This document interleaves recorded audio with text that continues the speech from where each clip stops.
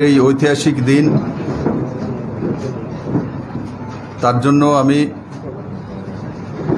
সমস্ত ত্রিপুরাবাসীকে সাধুবাদ জানাই, ধন্যবাদ জানাই। যেভাবে ত্রিপুরার সংস্কৃতি, ত্রিপুরার জনজাতির ঐতিহ্য, মহারাজা বীর বিক্রম কিশোর মানিক্যের স্বাভিমান, ত্রিপুরেশ্বরী মায়ের এই ভূমি, আমাদের যে সংস্কৃতি কৃষ্টি যেভাবে পদদলিত করা হচ্ছিল, ত্রিপুরাবাসীকে বিভিন্নভাবে অপমান করা হচ্ছিল,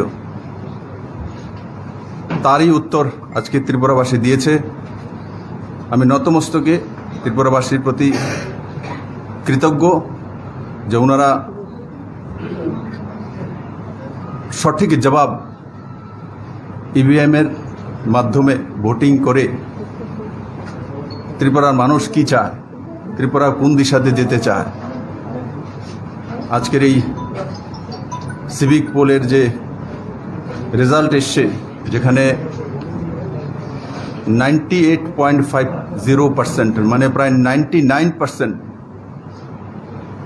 সিট ভারতীয় জনতা পার্টিকে উপহার দিয়েছে ত্রিপুরার জনতা। আমি আজকের এই জিতের জন্য এতটাই বলবো, যারা যারা ত্রিপুরাকে বদনাম করতে চেয়েছিল পুরো দুনিয়াব্যাপী, আজকে সংখ্যাগুরু সংখ্যালঘু কৈলাসহর সংখ্যালঘু অঞ্চলের সিট হোক আর সোনামুড়ার, সবাই জবাব দিয়ে দিয়েছে আমরা সংখ্যালঘুও না, সংখ্যাগুরুও না, আমরা ত্রিপুরার মানুষ, ত্রিপুরশ্রী ভূমির আমরা পুত্র, আমরা এই ভূমির মানুষ, আমরা একসঙ্গে থাকতে চাই, ত্রিপুরা ডেভেলপমেন্ট চাই। মাননীয় প্রধানমন্ত্রীজির যে মার্গদর্শন, যে ডেভেলপমেন্টের রূপরেখা উনি তৈরি করেছেন, সেটাই আজকের এই ইলেকশন রেজাল্টের মধ্যে দিয়ে প্রমাণিত হলো। আমি আবারও আপনাদের মাধ্যমে, সাংবাদিক বন্ধুদের মাধ্যমে সমস্ত ত্রিপুরাবাসীকে কৃতজ্ঞতা জানাই যে আপনারা আপনাদের ত্রিপুরার স্বাভিমানকে রক্ষা করেছেন, এবং যারাই বারংবার ত্রিপুরাকে ছোট করে দেখা হচ্ছিল, ছোট রাজ্য, ছোট মানুষ, কিচ্ছু জানে না, বারবার ত্রিপুরা মানুষকে অপমান করা, আজকে তারই উত্তর ত্রিপুরাবাসী দিয়েছে। তার জন্য এই জিত সমস্ত ত্রিপুরাবাসীর জিত। আর যারা ত্রিপুরাকে এতদিন লাগাতার অপমান করেছেন, তাদের যোগ্য জবাব জনতা আজকে দিয়েছে। ধন্যবাদ সবাইকে।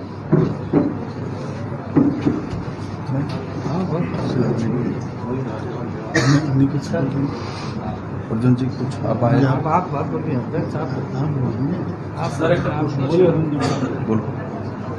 স্যার আপনাকে একজন পশ্চিমবঙ্গবাসী হিসেবে অনেক শুভেচ্ছা বিপুল জয়ের জন্য। স্যার এই জয় আমি যেটা জানতে পারছি, পশ্চিমবঙ্গে 21-এর বিধানসভার পরে বিজেপি কর্মীরা মানসিকভাবে ভেঙে পড়েছে। এই জয়ের ফলে পশ্চিমবঙ্গের বিজেপি কর্মীরা অনেক উজ্জীবিত, সামনে আমাদের কর্পোরেশন ইলেকশন রয়েছে।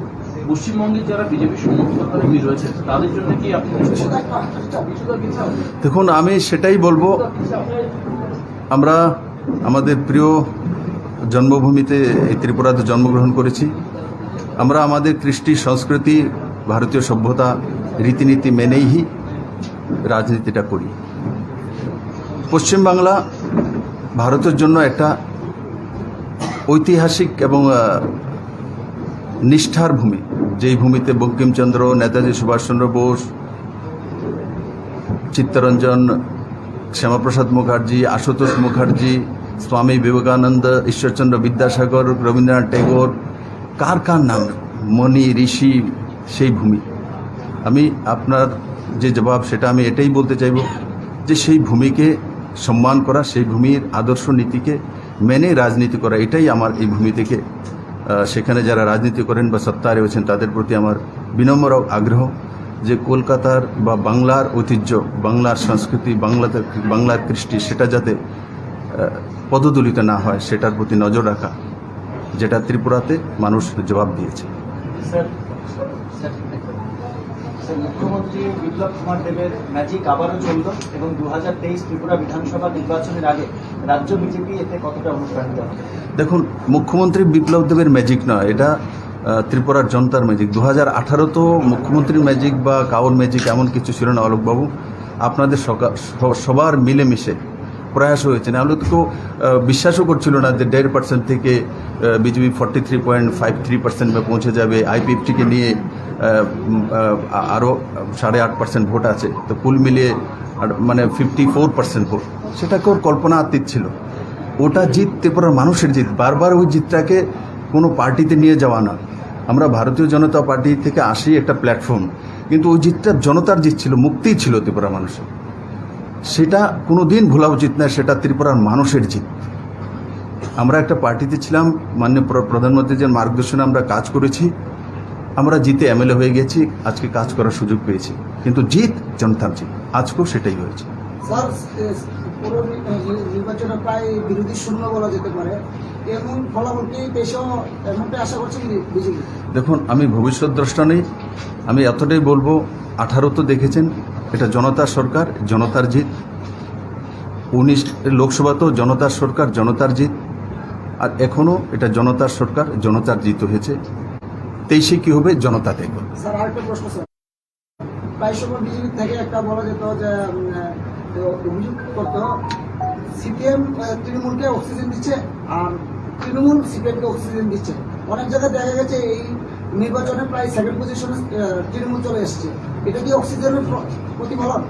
দেখুন, আমি আজকের এই দিনটে, আজকের এত বড় জিত জনতার, সেই দিকটা কোন পার্টি কি করেছে, কে কি করেছে, এই জায়গাতে আমি যেতেই চাই না। পজিটিভিটির সঙ্গে সবাইকে বলবো আপনারা এনজয় করুন আজকের যে জিত, জনতার জিত। এখন কে কোন মূলের, কে কোন ওই জায়গাতে না যাও, এটা আমরা পরে অঙ্কগণিত করব, দেখব।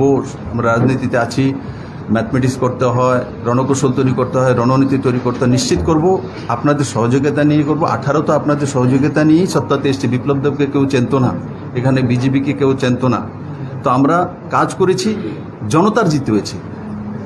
জনতার, বারবার বলি, এটা ভোলা উচিত না, এটা ভোলা উচিত না আমাদের, যে এটা পুরো জিত পাবলিকের জিত হয়েছে।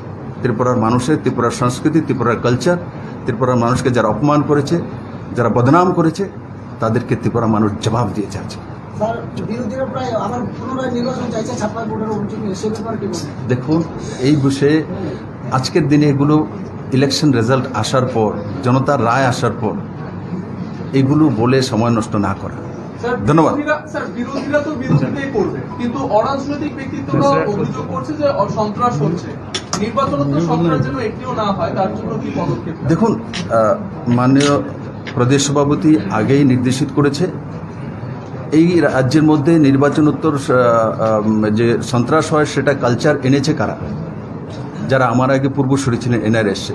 আমরা আনিনি, আমরা এগুলিকে প্রায় বন্ধ করে ফেলেছি, প্রায়। কারণ আমরা জানি এটা আমাদের ত্রিপুরার মানুষের সরকার, তার জন্য আমাদের মধ্যে মানসিকতা রয়েছে। এটা একদলীয় সরকার নয়, যেটা একসময় একদলীয় ব্যবস্থা চলতো, একদলীয় সরকার চলতো। তো সে কারণে জনতার সরকার, জনতাই জবাব দেবে। ধন্যবাদ।